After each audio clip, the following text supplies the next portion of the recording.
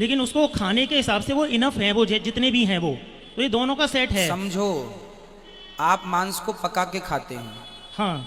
शेर बिल्ली कच्चा खाते हैं। आप यदि अपने दादाजी का मांस खा जाएं तो आपके पेट में तो दादाजी के मांस को पचाने की भी क्षमता है। बोलो हाँ या ना? जब सुअर का पचा लेते हो, जब हाथी कुत्ते का पचा लेते हो, मुर्गी पचा लेते हो, तो दादाजी का मांस नहीं पचेगा आपके पेट। आपका पेट मना नहीं कर सकता, नहीं जी ये मेरे दादाजी का नहीं। हम छुआछूत का आधार मानते हैं, तो वो मानते हैं जैसे कि मांसाहार होता है, तो जैसे वो लोग, उन लोगों का एक भोजन ही हुआ वैसे भी। तो मैं ये जानना चाहता हूँ कि वो उनका भोजन है, तो क्या उसके भोजन के आधार पे फिर उस व्यक्ति को नीचा मानना या उससे छुआछूत करना, क्या ये उचित है? और दूसरा, ये मांसाहार जो है, तो ये मान लीजिए कोई मांसाहारी व्यक्ति है, तो हम किन तर्कों के आधार पर उसको ये बात समझा सकते हैं कि मांसाहार का करना अनुचित है और ये पाप है? देखिए, ऊंच नीच छोटा बड़ा का कोई भेद नहीं है, पर फिर भी यदि आप मांस खाते हैं फॉर एग्जाम्पल, हाँ, और मैं मांस नहीं खाता, तो फिर मैं आपके साथ दोस्ती नहीं कर सकता, इसलिए आपके साथ उठ बैठ नहीं सकता, इसलिए कि आप मांसाहारी हैं। हाँ, मैं आपसे बात, आपकी मदद कर सकता हूँ, आप मेरे काम आ सकते हैं, मैं आपके काम आ सकता हूँ। ज़्यादा उठने बैठने से ये हो सकता है कि मेरा प्रभाव, आपका प्रभाव मेरे पे आ जाए। हो सकता है आप कभी कह दें कि मैं खाता हूँ, कभी मेरी बुद्धि भ्रष्ट हो जाए, मैं भी खाने लग जाऊँ। तो संगति से बहुत बड़ा प्रभाव पड़ता है। संगत से गुण आते हैं, संगत से गुण जाते। इसलिए शास्त्र कहते हैं उन लोगों की संगत करो जिनके विचार अच्छे हैं, रहन सहन अच्छा है, खान पान अच्छा है। हमारी किसी जातवाद से दुश्मनी नहीं है कि तुम इस जात के हो इसलिए, ना जी। आपके आचरण से हमारा है कि आपके आचरण हमसे मैच नहीं कर रहे हैं, इसलिए भैया आपका रास्ता अलग है, हमारा रास्ता अलग है। अब आपने कहा हाँ, कि मांस पाप है खाना, ये कैसे समझाया जाए? देखो, मांस खाना पाप है ये अपने आप में समझ में आ रहा है, इसे समझा। आप कोई ना समझे तो ना समझे, पर समझ में तो ये आता है कि हम जो मांसाहारी जीव होते हैं, जैसे शेर है, बिल्ली है, कुत्ता है, इनके नुकीले दांत आपने देखे होंगे बाहर की तरफ, यूं सामने, जिन्हें कैनाइन दांत भी कहते हैं। कैनाइन दांत तो होते हैं सबके, पर उनके विशेष मात्रा में नुकीले होते हैं बाहर की तरफ, यूं। वो इसलिए होते हैं कि भगवान ने उन्हें वो दांत इसलिए प्रदान किए हैं कि वो मांस को फाड़ सकें।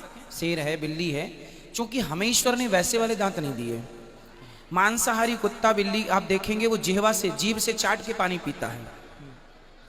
और गाय, जो शाकाहारी लोग हैं, वह गाय है, बकरी है, ये सब मुंह से पानी पीते हैं, चाट के कुत्ते की बिल्ली की तरह पानी नहीं पीते। अब गाय मुंह से पानी पीती है क्योंकि वो चारा खाती है, शेर जिह्वा से पानी पीता है क्योंकि वो मांस खाता है। अब आपको ये देखना कि हम मांसाहारी लोगों से मैच कर रहे हैं या शाकाहारी से मैच कर रहे हैं। तो हम कैसे पीते हैं पानी, जिह्वा से या मुंह से? हाँ, मुख से पीते हैं। हाँ, तो हमको ईश्वर ने शाकाहारी लोगों की कैटेगरी में रखा है ईश्वर की तरफ से, क्योंकि वो पहचान है। मांसाहारी जो जानवर होते हैं, गाय के खुर होता है, हाँ, खुर होता है, खुर पाँव, हाँ, जबकि कुत्ते का खुर नहीं होता, कुत्ते के नीचे पंजे ऐसे नुकीले होते हैं। तो जो मांसाहारी होता है उसका वो जिह्वा से पानी पिएगा और उसके ये नुकीले होंगे पाँव के नाखून बड़े बड़े। हमारे पंजे हैं। हम कुल मिला के ईश्वर की ओर से शाकाहारी डिजाइन है ना। छोटा सा बच्चा, आप किसी छोटे से बच्चे को मांस खवाइए, वो पचा ना पाएगा।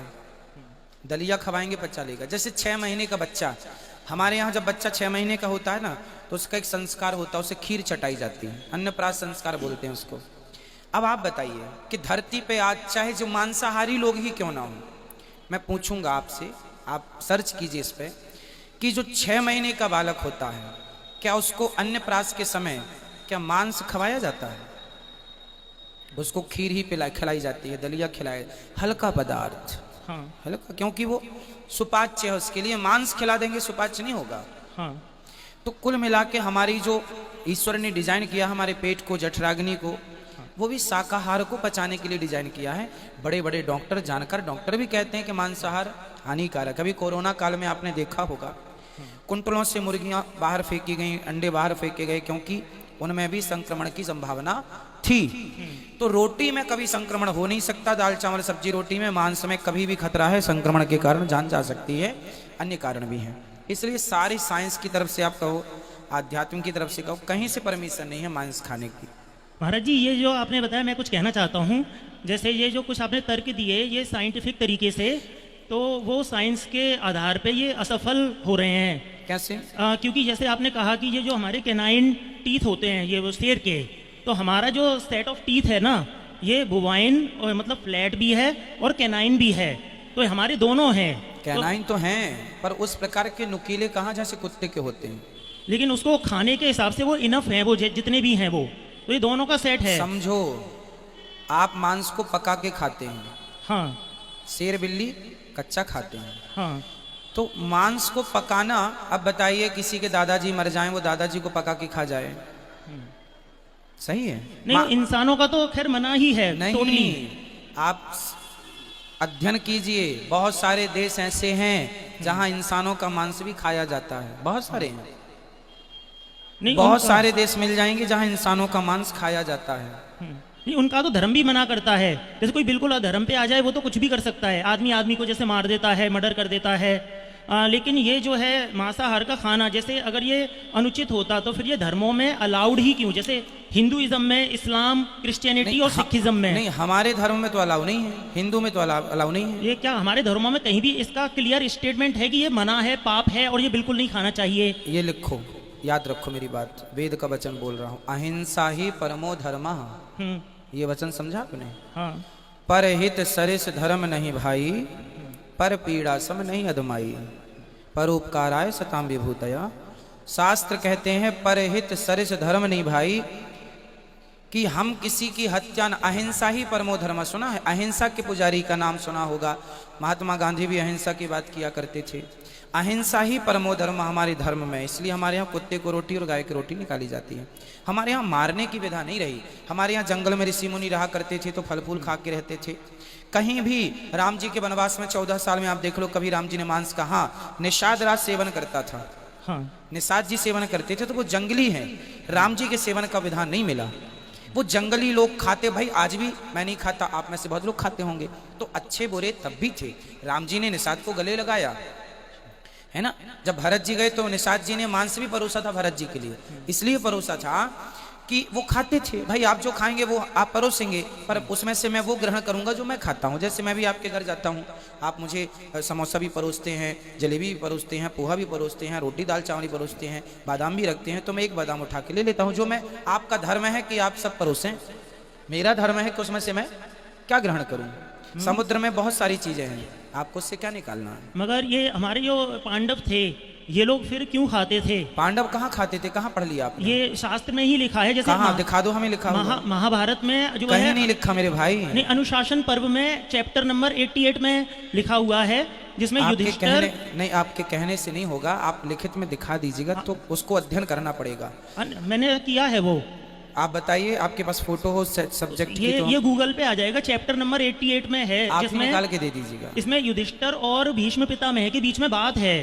किसी और संदर्भ में बात कर रहे हो, जैसे हम और आप बात कर रहे हैं, मांस के सब्जेक्ट में बात हो रही है। मैं बता देता हूँ क्या है वो। उसमें युधिष्ठिर धर्मराज थे, उसके बाद भी वो भीष्म पितामह से पूछते हैं कि मुझे यज्ञ नाम है और यज्ञ में पितरों की तृप्ति के लिए क्या देना चाहिए। तो उसमें भीष्म पितामह ने उनको बहुत लंबी लिस्ट बताई है, जिसमें सभी, जैसे रैबिट का मांस, इवन उसमें गाय तक का भी जिक्र है, गैंडे का, राइनोसोरस यानी, और गाय का, और मतलब एक बहुत लंबी लिस्ट बताई है उन्होंने कहा अगर आप ये अर्पण करते हो, जैसे रैबिट अर्पण किया तो आप 1 साल के लिए तृप्त कर सकते हो, और गाय की तो 6 साल के लिए, राइनोसोरस किया तो 12 साल के लिए। समझ गया मैं। मनुस्मृति में भी कुछ ऐसी बातें लिखी हैं, पर वो किस संदर्भ में, समझो क्या होता है। शास्त्र के बहुत सारे अर्थ होते हैं, जैसे हम लोग आपस में बात करते हैं ना, एक अर्थ होता है व्यंग्यात्मक, समझ रहे हैं? हाँ। एक अर्थ क्या होता है? व्यंग। जैसे मैं कक्षा में कई बार एक व्यंग बोलता हूँ, जैसे मैं आपसे पूछता हूँ क्यों मांस खाते हो, तो आप बोलते हैं हाँ खाते हैं। तो मैंने कहा किसका खाते हो? बकरा खाते हो, मुर्गी खाते हो? उसने बोला हाँ। मछली खाते हो? उसने बोला हाँ। मैंने कहा आदमी खाते हो? ये क्या है? ये क्या हो गया? बोल दो। हाँ, व्यंग्य हो गया ये व्यंग। वो खाता नहीं है आदमी, मुझे पता है ये बात कि वो आदमी नहीं खाता होगा, लेकिन मैंने व्यंग किया कि क्यों भाई, जब तुम मछली खा सकते हो तो दादा, अभी मैंने आपसे क्या बोला, दादाजी मर जाए तो मार के पका के खा लेना, ये भी एक व्यंग है। हाँ। आप खाएंगे नहीं, पर आप अंडा खाते होंगे, तो मैं व्यंग कर रहा हूँ कि जब आप अंडा खा सकते हैं तो दादाजी को भी खा जाना। ये एक व्यंगात्मक बातें हैं। तो भीष्म पितामह जी धर्मराज युधिष्ठिर को ये व्यंगात्मक कह रहे हैं। भाई हंसी मजाक तो होती है, व्यंगात्मक। अच्छा एक काम करना, गैंडे का मांस चढ़ा देना, और क्या है ना, और क्या ले आना। भाई आप हंसी मजाक करते कि नहीं? शास्त्रों में हंसी मजाक की बातें भी तो लिखी हैं। भाई रावण ने जो कहा वो भी लिखा है, विभीषण ने जो कहा वो भी लिखा है, शूर्पणखा ने कहा राम जी तुम बहुत सुंदर हो, ये भी तो लिखा है। तो सब कुछ लिखा होता है शास्त्रों में, लेकिन ये समझना है कि हमें उससे क्या ग्रहण करना है। भाई आपके घर में रसोई में बहुत सारा सामान पड़ा है, आप सब तो नहीं खाते, जो खाने योग्य आपकी माँ ने बना दिया है सबको मिला के वो ग्रहण कर लेते हैं। उसी तरह शास्त्रों में बहुत कुछ है। भाई समुद्र में सारी आभूषण है, सब कुछ है, मतलब समुद्र मंथन के समय सब निकला था, उसमें से जहर भी निकला था और अमृत भी निकला था, उसी से निकला था, उन्हीं के द्वारा निकला था। अब क्या ग्रहण करना है? अमृत ग्रहण किया, जहर को ग्रहण नहीं किया। तो शास्त्रों में दोनों है, अमृत भी है, जहर भी है। अब वो तो व्यंगात्मक, देखो शास्त्रों की ये अर्थ समझना पड़ेगा, ये व्यंगात्मक अर्थ है। अच्छा अगैंडे का पका लेना। हाँ, तो अब युधिष्ठिर जी पूछ रहे हैं, पितामह बताओ पूर्वजों को क्या खिलाएं, कौन सा तृप्ति कैसे होगी, मांस खिलाएं कि सात्विक खिलाएं? तो अच्छा एक काम करना, गैंडे की पका लेना। पहले ऐसी बातें करके बाद में आए, नहीं पगले बादाम का और आटे का और ये चावल का करना, पहले मजाक कर लिया फिर विषय पे आ गए। तो ये बोलने का ढंग है। हम लोग मजाक करते हैं आपसे, आप हमसे करते हैं, तो क्या वहां पे व्यंगात्मक बातें नहीं रही होंगी? व्यंग के बाण छोड़े जाते थे। अब आपको ये अर्थ नहीं लगाना, अरे ये कह रहे हैं कि ये गाय का भी मांस उन्होंने पका के खाया ना जी। धर्मराज युधिष्ठिर धर्मराज हैं, उनसे अधर्म कैसे हो जाएगा? हाँ, इसीलिए पूछा था मैंने। वो व्यंगात्मक अर्थ है मेरे भाई। शास्त्रों के अर्थों को तब समझ में आएगा जब आप गुरु चरणों में बैठेंगे, वरना अर्थ का अनर्थ ही हो जाएगा। महाराज आपने एक और बात कही थी, जैसे ये जीभ से चाटने वाली कही थी, तो ये हम इंसान, आपने कहा हम मुख से खाते हैं, नहीं पानी की पीने की बात, पानी का, हाँ सॉरी। तो लेकिन ये ऐसा है, हम पानी को जीभ से भी पी सकते हैं, लेकिन हम दोनों तरीके से कर सकते हैं। लेकिन अगर हमने जीभ से पिया तो उसमें टाइम ज्यादा लगेगा। तो आप में से कोई पीता है जीभ से पानी? हाँ नहीं, क्योंकि उसमें टाइम ज्यादा लगेगा तो क्यों पिए हम, इसलिए हम होठों से ही उसको कर लेते जैसे। लेकिन मनुष्य के अंदर वो क्षमता दोनों है, जैसे कि अगर हम 4 हाथों के बल चलते हैं। भाई देखो क्षमता तो है तब ना आदमी मांस खा रहा है। भाई क्षमता तो है तब तो मांस खा रहा है। पर सवाल मेरा फिर आपसे कि क्षमता है, अब मेरी क्षमता तो, अब आप यदि अपने दादाजी का मांस खा जाएं तो आपके पेट में तो दादाजी के मांस को पचाने की भी क्षमता है, बोलो हाँ या ना? जब सुअर का पचा लेते हो, जब हाथी कुत्ते का पचा लेते हो, मुर्गी पचा लेते हो, तो दादाजी का मांस नहीं पचेगा आपके पेट? आपका पेट मना नहीं कर सकता, नहीं जी ये मेरे दादाजी का नहीं। उसी तरह मेरे भाई पचाने को तो आप कह रहे हैं कि नहीं जीभ से चाट के भी पिया, फिर पचाने को तो आपके दादाजी का ही मांस आप पचा लोगे, पेट थोड़ी मना करेगा कि नहीं मैं नहीं पचाऊंगा दादाजी का मांस। तो पचाने को तो आदमी पत्थर पचा लेता है, स्वर्ण भस्म खाता है आदमी, स्वर्ण भस्म पच जाती है। नहीं, ये मैंने पचाने की बात पे नहीं कहा था, बात मतलब वही है कि खा सकते हैं। अच्छा, खा तो सकते हैं दादाजी का भी मांस, पर खाना सही है? और महाराज ये और जानना था नहीं, मुझे। पहले मेरे प्रश्न का उत्तर दे दीजिए। हाँ, खा सकते हैं, आप दादाजी का भी मांस खा सकते हैं। नहीं, वो इंसान का तो खैर कहीं किसी भी धर्म में नहीं है कि आप इंसान का खाएं, पर बहुत सारे देशों में खाते हैं मेरे भाई, खाते हैं, गूगल सर्च करना। नहीं फिर वो तो गलत ही है, उसे तो मैं भी, उस पर तो वाद विवाद है ही नहीं, गलत वो तो है ना? गलत ही है। जब इंसानों में गलत है तो आप इंसानों का पक्षधर हैं, जानवरों के पक्षधर नहीं है? वो भी, उनका भी तो जीवन है, उनकी भी तो जिंदगी है, क्यों आप छीन रहे हैं उनसे जिंदगी? लेकिन ये जीवन शाकाहार में भी है। शाकाहार में है तो दाल खाओ, चावल खाओ, रोटी खाओ, बादाम खाओ। लेकिन जीवन तो इनमें भी है, तो ये पाप नहीं होगा फिर? किन में? शाकाहार में भी।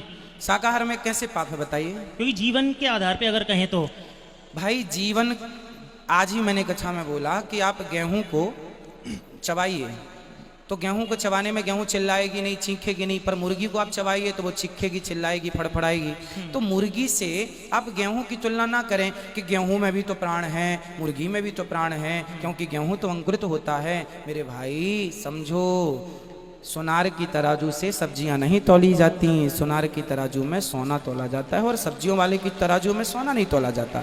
हर एक तराजू से सब नहीं तौला, हर बात को हर एक ही तराजू से मत तौलो कि मांस को आपने गेहूं से तौल के दे दिया कि जी उसमें भी तो प्राण है। नहीं, उसके प्राण हैं पर अलग ढंग से, वो हमारे प्राणों की रक्षा करने के लिए है। गेहूं को हम खाते हैं तो हमारे प्राणों की रक्षा होती है, पर मुर्गी को आप मार डालते हैं, उसके प्राण पहले चले जाते हैं, इसलिए दोनों की तुलना नहीं हो सकती। इस पे महाराज एक जैसे शाकाहारी में इनके क्या होता है, दो इनके सेंसेस लेस होते हैं, वो चिल्ला नहीं सकते, भाग नहीं सकते, तो वो असहाय हो गए। कौन? तो जो जो शाकाहारी हो गए, जैसे गेहूं चावल या पेड़ पौधे, तो एक असहाय को मारना उचित हो गया क्या फिर इस हिसाब से? वो बना ही हमारे लिए है मेरे भाई। भाई चिड़िया क्या खाती है? यही वाली बात मांसाहार करने वाले लोग कह देते हैं कि वो बना ही हमारे लिए ना है। ना ना ना, वो तो समझ में आ रहा है ना, ईश्वर ने हमारे लिए दाल चावल सब्जी रोटी बनाई है, तो वो खाओ यदि आपके पास अभाव है। जैसे मैंने कई बार बताया कि पश्चिम बंगाल में हाँ मछली चावल खाते हैं। हाँ। वहाँ देवी को भोग भी लगाते हैं मछली चावल का, और वहाँ पर तो शादी विवाह में मछली चावल ही परोसा जाता है।